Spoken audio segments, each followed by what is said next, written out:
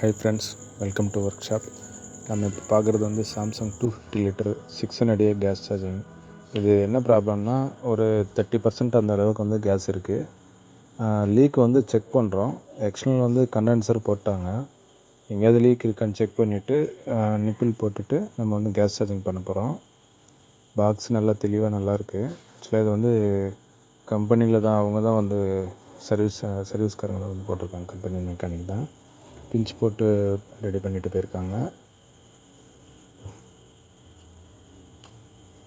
12 role condenser போட்டிருக்காங்க. அந்த train டப்பாவில் இருக்கிற பைப்பை அப்படியே தான் விட்ருக்காங்க.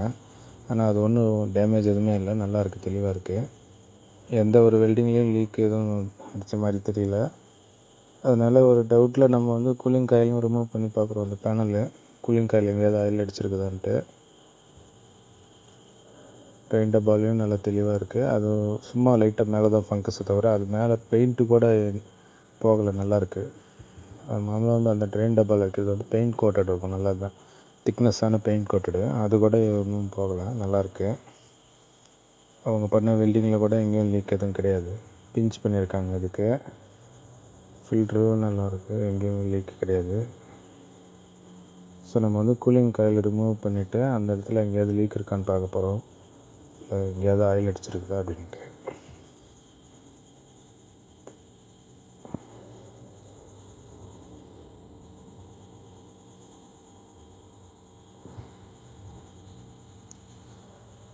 இந்த லாக்கு சிஸ்டம் இது ஃப்ரண்ட் அப்படியே இழுத்து பண்ண வெளியே வந்தது, நல்லாயிருக்கு. லாக் சிஸ்டம் ஸ்க்ரூவே போடாமல் சிம்பிளாக ஓப்பன் பண்ணிக்கலாம்.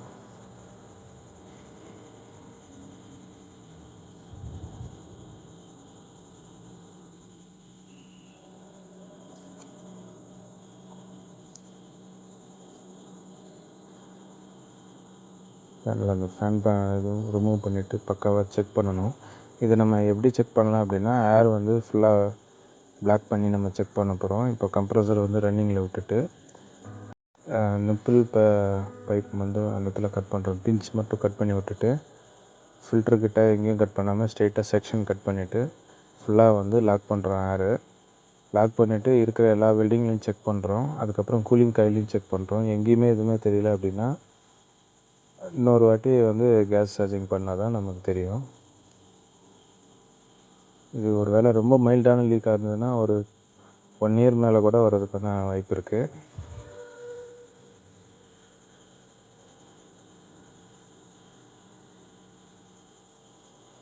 நான் பொதுவாக 600 கேஸ்னால் ரொம்ப கம்மியான வால்யூம் தான் வந்து எடுத்துக்கும். 60 கிராம் இல்லை 55 கிராம் தான் எடுத்துக்கும், ரொம்ப எல்லாம் எடுத்துக்காது. அது நம்ம கட் பண்ணுறப்போ ஒன்றுமே வராத மாதிரி தான் தெரியும். ஆனால் வந்து நமக்கு வந்து உள்ளே ஆக்சுவலி நல்லா கூலிங் வந்துட்டு இருந்திருக்கும். செக்ஷன் மட்டும் நம்ம பைப்பை கட் பண்ணிவிட்டு இதை பிளாக் பண்ணுறோம். நமக்கு எல்லா வெல்டிங்லையும் செக் பண்ணிக்கிறோம். உள்ளே கூலிங் காயிலையும் எங்கேயாவது ஜாயிண்டில் எங்கேயாவது இருக்குதா, இல்லைன்னா அலுமினிய காயில் எங்கேயாவது வந்து பிரேக் ஆகிருக்குதான்னு செக் பண்ணிவிட்டு எங்கேயாவது இருக்குது அப்படின்னா அதை வந்து அரெஸ்ட் பண்ணுறோம். இல்லை அப்படின்னா திருப்பி நம்ம கேஸ் சார்ஜிங் தான் பண்ணணும்.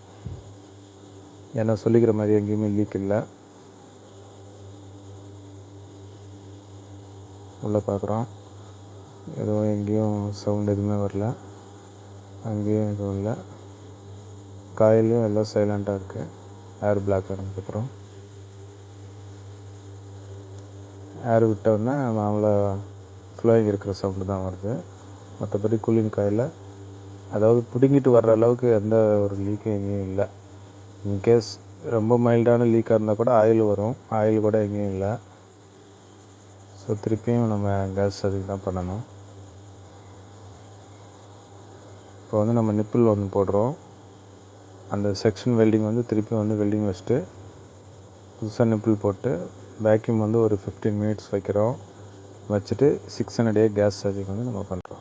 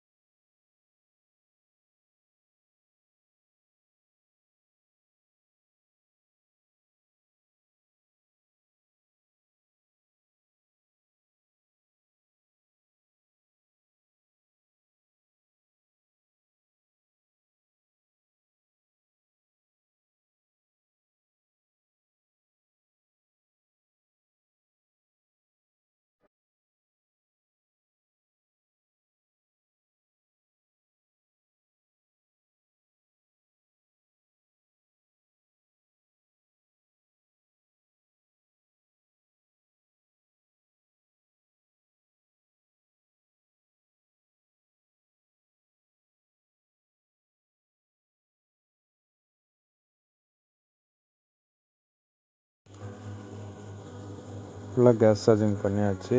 எல்லாம் இன்னும் கொஞ்சம் ஏற்றினோன்னா இதில் லைன் சரியாக போயிடும். நம்ம வந்து ஃபுல்லாக பண்ணிவிட்டு ஒரு 1 ஹவருக்கு அப்புறம் நம்ம ஓப்பன் பண்ணி பார்க்குறோம். இப்போது அவ்வளோ அருமையாக வந்திருக்கு.